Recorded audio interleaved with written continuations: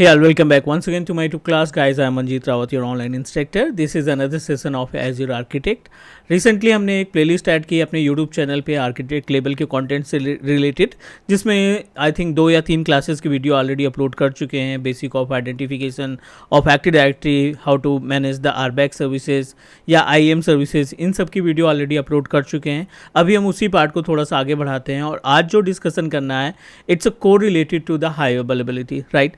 Because you know that जब भी हम किसी इन्वायरमेंट में कोई भी सेटअप इस्टेब्लिश करते हैं, चाहे वो हमारा डोमेन कंट्रोलर हो या फिर वेब सर्वर हो या डेटाबेस सर्वर से रिलेटेड एक्टिविटी परफॉर्म करते हैं, तो सबसे जो इम्पॉर्टेंट और सबसे जो बड़ा चैलेंज रहता है वो होता है डाउन टाइम, राइट. क्योंकि अगर आपने ई कॉमर्स की वेबसाइट होस्ट कर रखी है या कोई डेटाबेस इस्टेब्लिश कर रखा है तो डेफिनेटली कस्टमर का प्रेशर रहता है कि हमारी वेबसाइट या हमारा डेटाबेस डाउन ना होने पाए. क्लाइंट का हमेशा प्रेशर रहता है कि हम अपने सर्विसेज को 24/7 without down time service provide कर सकें. तो आज हम टोटली डिस्कस करने वाले हैं एज्योर हाई अवेलेबिलिटी के बारे में, जिसमें डिस्कस करेंगे SLA के बारे में कि एज्योर अपनी तरफ से क्या फैसिलिटी प्रोवाइड करता है. अगर हम एज्योर के फेलोवर की सर्विसेज का इस्तेमाल करेंगे तो क्या बेनिफिट्स मिलेंगे. एज ए आर्किटेक्ट ये हमारी रिस्पॉन्सिबिलिटी बनती है कि हमें SLA मालूम होना चाहिए ताकि हम according to the data with proof अपने क्लाइंट को डिस्क्राइब कर सकें कि if you ready to pay for the failover तो आपको इतने % की अवेलेबिलिटी बढ़ जाएगी. मीन्स जो डाउन टाइम है वो उसकी डाउन टाइम का ड्यूरेशन जो है वो कम हो जाएगा और अवेलेबिलिटी की ड्यूरेशन जो है वो बढ़ जाएंगे. तो पहला ही ऑप्शन है अपने पास identity availability requirements for Azure resources. तो अगर हम इसकी बात करें तो सबसे पहले बात कर लेते हैं SLA की बात कर लेते हैं. अगर आप 99% पे जाते हैं, मीन्स अगर आपके सेटअप का जो SLA है वो 99% है फेलोवर के केस में, तो इट मीन्स दैट एज्योर इसमें 1.68 आवर का वीकली डाउन टाइम दे सकता है या ये वीकली डाउन टाइम हो सकता है आपके रिसोर्सेज के लिए. मंथ वाइज की बात करें तो 7.2 आवर्स और ईयरली की बात करें तो 3.65 डेज का डाउन टाइम हो सकता है in case of 99% of fault tolerance. 99.9% के केस में जो आपका ड्यूरेशन रहेगा आवर्स से घट के मिनट्स में आ जाएगा in weekly basis. 43 minutes in entire month. और अगर हम ईयर की बात करें तो 8.76 आवर्स पर ईयर ये डाउन टाइम कंसीडर किया जा सकता है. 99.95% 5 मिनट का डाउन टाइम हो सकता है इन इंटायर वीक. अगर मंथली वाइज बात करें तो 21.6 मिनट का डाउन टाइम मिल सकता है और ईयरली बेसिस पे बात करें तो 4.38 आवर्स का इंटायर ईयर में डाउन टाइम आपको देखने को मिल सकता है. 99.9% में सेम सिचुएशन, 1 मिनट का डाउन टाइम वीकली बेसिस पे, 4.32 मिनट्स का मंथली बेसिस और लगभग 1 आवर का 52 मिनट्स का आपका इंटायर ईयर में डाउन टाइम हो सकता है. ये SLA बोलता है. 99.99% का अगर हम बात करें तो इस केस में 6 सेकेंड्स का आपका वीकली बेसिस पे और 25 सेकेंड्स का आपका मंथली बेसिस और लगभग 5.26 मिनट का ईयरली बेसिस पे हो सकता है. अब जब भी हम कोई सर्विस परचेज करते हैं, right, I am not talking about only the web services या डेटाबेस की बात नहीं कर रहे हैं. एक नॉर्मल वर्चुअल मशीन भी जब हम क्रिएट करते हैं तो यू नो दैट उस वर्चुअल मशीन की प्रॉपर्टीज़ में हमें अवेलेबिलिटी का ऑप्शन मिलता है and we are able to configure the availability. तो जो ये सिक्योरिटी है it's not only for the particular service.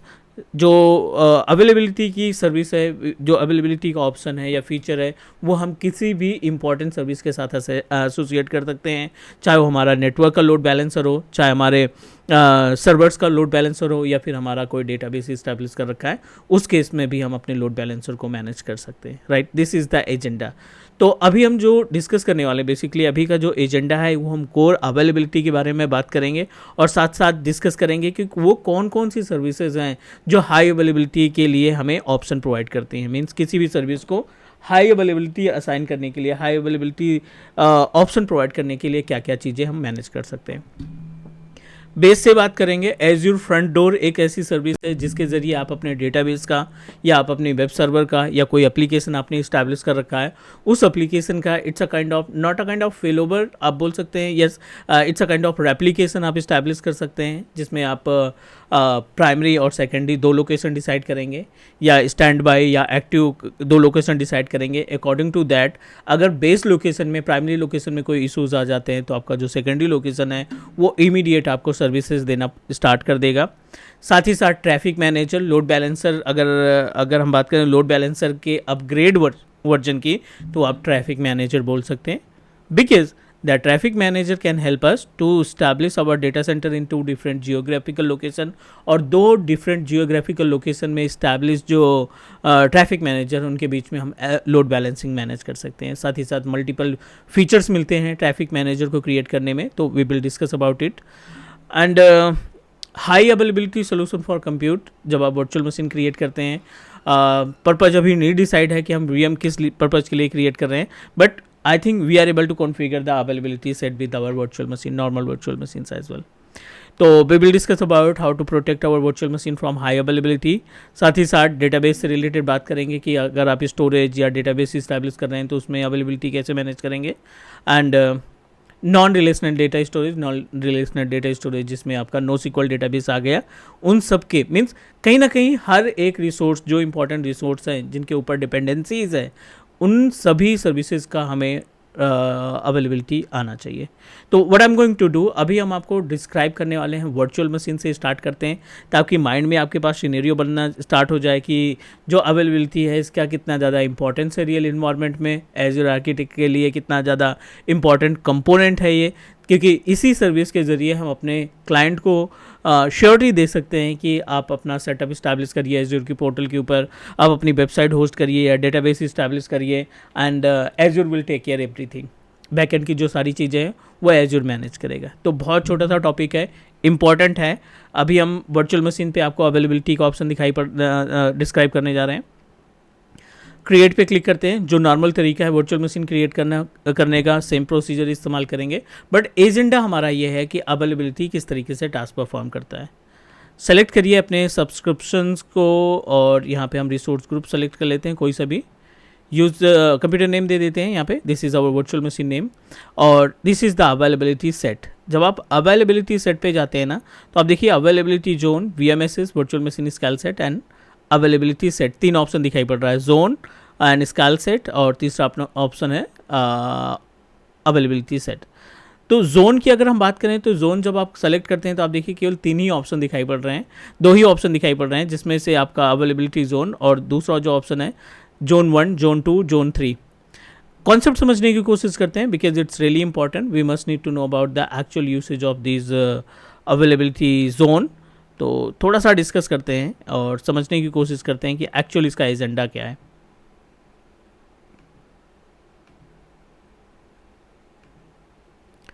ठीक है, जब भी हम एज़्योर पोर्टल के ऊपर सर्विसेज परचेज करते हैं, not only the virtual machine, जब भी हम कोई भी सर्विस परचेज करते हैं तो अभी हम इसको 2 पार्ट में कैटेगराइज कर लेते हैं।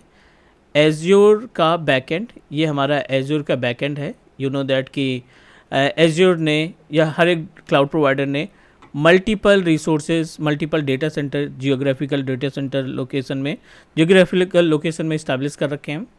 यहाँ पे अपने पास एज़्योर पोर्टल हो गया, ये बैकएंड हो गया, और बैकएंड में इन्होंने मल्टीपल डेटा सेंटर इस्टेब्लिश कर रखे हैं डिफरेंट जियोग्राफिकल लोकेशन में। मान लेते हैं आप सेंट्रल US में आप एक वर्चुअल मशीन क्रिएट करना चाहते हैं। ठीक है, वर्चुअल मशीन आपके सेंट्रल US के होस्ट पे, thousands of host, multiple host establish by Azure in the backend. ठीक है, ये सभी हमारे क्या हैं, होस्ट हैं, जो कि एज़्योर ने बैकएंड में इस्टेब्लिश कर रखे हैं।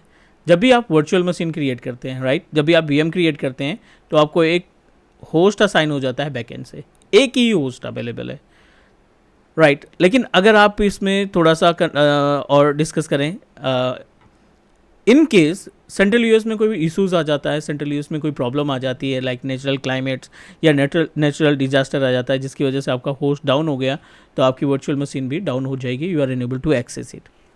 आपने कुछ ऐसा सेटअप कर रखा है इस VM के अंदर जो आप डाउन टाइम नहीं चाहते हैं इस वर्चुअल मशीन के साथ, तो आप क्या कर सकते हैं, आप डायरेक्टली प्रोसीड कर सकते हैं अवेलेबिलिटी जोन के साथ। तो अवेलेबिलिटी जोन क्या करता है, आपके इन्वायरमेंट को प्रोटेक्ट करता है एक्सीडेंटल डिलीशन, और आप बोल सकते हैं कि नेचुरल क्लाइमेट्स की वजह से कोई भी प्रॉब्लम आती है। तो मान लीजिए अपने पास ईस्ट US है और यहाँ पे हमने वेस्ट यूएस भी है। ये सभी लोकेशन आपको आसानी से पोर्टल पे देखने को मिल जाएगी। तो डेफिनेटली एज्योर ने इन लोकेशन पे भी कुछ ना कुछ डेटा सेंटर इस्टेब्लिश कर रखे हैं जहाँ पे होस्ट रन कर रहे हैं। These all are the host which is available in east and west location. तो जब आप जोन सेलेक्ट करते हैं, जब जैसे आपने एक जोन सेलेक्ट किया, 2 जोन सेलेक्ट किया या 3 जोन सेलेक्ट किया, ठीक है, तो जब आप जोन सेलेक्ट करते हैं इट मीन्स दैट एक जोन का मतलब यहाँ पे आपकी एक्चुअल लोकेशन है, लेकिन इस लोकेशन में भी एक एडिशनल लोकेशन में भी आपकी वर्चुअल मशीन की एक कॉपी बना दी जाएगी, जिससे बेनिफिट ये है कि अगर सेंट्रल यूएस में डेटा सेंटर डाउन है तो आपको इमीडिएटली ईस्ट यूएस लोकेशन से डेटा वर्चुअल मशीन का एक्सेस मिल जाएगा इमीडिएटली। एज इट इज़ अगर आप 2 जोन में जाते हैं तो ये बढ़ करके 2 जोन हो जाएगा, मीन्स 1 2 3, एक आपकी बेस लोकेशन और 2 एडिशनल जोन जहाँ पे आपकी कॉपी रखी है वर्चुअल मशीन की। इट मीन्स दैट जो अवेलेबिलिटी थी, जो आपके चांसेस थे डाउन टाइम के, वो क्या हो जाएंगे, डाउन टाइम के जो चांसेस हैं वो डिक्रीज हो जाएंगे, कम हो जाएंगे। Is it correct? तो ये कॉन्सेप्ट हुआ हमारे पास किसका, अवेलेबिलिटी जोन का। अब यहीं पे अवेलेबिलिटी सेट की बात करें, और अवेलेबिलिटी सेट में आपको अवेलेबिलिटी सेट क्रिएट करना पड़ेगा। जैसे ही आप प्रोसीड करते हैं, it give us 2 different option, fault domain and update domain. Meaning सब समझते हैं, फॉल्ट डोमेन में 2 है, अपडेट डोमेन में 5 है। आप इसको कम ज़्यादा कर सकते हैं अपने अकॉर्डिंग, ये पूरी तरीके से आपके ऊपर डिपेंड करता है। आप इसको मैक्सिमम 3 तक पहुंचा सकते हैं, राइट, और इसको हम 20 तक ऐड कर सकते हैं। तो चलिए डिफ़ॉल्ट पे ही चलते हैं ताकि चीज़ें हमें आसानी से समझ में आ जाए। Fault domain and update domain as it is, यहाँ पे भी हम सेम ही एग्जाम्पल लेंगे, बट जोन की जगह पे हम अवेलेबिलिटी सेट की बात कर रहे हैं। तो अवेलेबिलिटी सेट क्या करता है, इस केस में क्या होता है ना, अवेलेबिलिटी सेट के केस में जब आप इंस्टेंस को क्रिएट करते हैं ना, आपका लोकेशन तो एक ही रहेगा, सेंट्रल यूएस ही रहेगा, बट इस लोकेशन में आपको एक मिलेगा फॉल्ट डोमेन और दूसरा मिलेगा update domain. Fault domain and update domain. Fault domain में मानते हैं 2 फॉल्ट डोमेन मिल गए और 5 अपडेट डोमेन, जैसा कि आपने सेलेक्ट किया था, यहाँ पे हमने 5 अपडेट डोमेन को सेलेक्ट कर रखा था लाइक दिस। अब जब आप इंस्टेंस क्रिएट करेंगे अवेलेबिलिटी सेट में, 2 फॉल्ट डोमेन का मतलब है कि आपके इंस्टेंस की कॉपी 2 होस्ट में रखी जाएगी और दोनों ही होस्ट आपके 24/7 एक्टिव रहेंगे। इसका मतलब ये कि अगर ये डाउन हुआ तो इमीडिएटली बिना किसी गैप के आपको यहाँ से वर्चुअल मशीन मिलना स्टार्ट हो जाएगी। अब अगर ये डाउन होता है तो अपडेट डोमेन क्या करेगा, इसकी जगह पे आ जाएगा, फिर से 2 एक्टिव जोन हो जाएंगे, 2 एक्टिव होस्ट हो जाएंगे। इस वजह से सबसे जो ज़्यादा अवेलेबिलिटी देता है, 99.99% का फॉल्ट टॉलरेंस जो मिलता है वो हमारे अवेलेबिलिटी सेट में मिलता है। जैसा कि हमने डिस्कस किया था, अवेलेबिलिटी सेट के अंदर 99.99% जो सबसे बेस्ट माना जाता है, जिसमें पूरे साल में 5.26 मिनट का आपका डाउन टाइम जाएगा। 6 सेकंड वीकली बेसिस पे हो सकता है, 25 सेकंड मंथली बेसिस पे हो सकता है, जो कि रिफ्रेश टाइम में भी चला जाता है। तो अवेलेबिलिटी सेट अगर आप इंस्टेंस में क्रिएट करते हैं तो कहीं ज़्यादा आपके पास डाउन टाइम को कम करने के चांसेस बढ़ जाते हैं। तो गाइज़, उम्मीद है कि आपको ये सभी स्टेप प्रॉपर तरीके से समझ में आ गया होगा। कहीं पे कोई डाउट, कहीं पे कोई क्वेश्चन है तो प्लीज़ ड्रॉप करिए कमेंट, हम डेफिनेटली आपके क्वेश्चन का रिप्लाई करेंगे। और जैसा कि शेड्यूल हमने आपको दिया है कि हम आपको डेली बेसिस पे मंडे ट्यूसडे आपका आर्किटेक्ट रहेगा। आज वीडियो नहीं अपलोड हो पाई, बट कल से ये कंटिन्यू रहेगी, मीन्स सॉरी ट्यूसडे से आपकी कंटिन्यू रहेगी, मंडे वीडियो अपलोड नहीं कर पाए, और अकॉर्डिंग टू द शेड्यूल रहेगा। So that's it guys, do support Teach Me Cloud, share करिए अपने फ्रेंड्स के साथ। If you like the video please press the like button and also subscribe. Take care guys, bye bye, will connect soon in next video.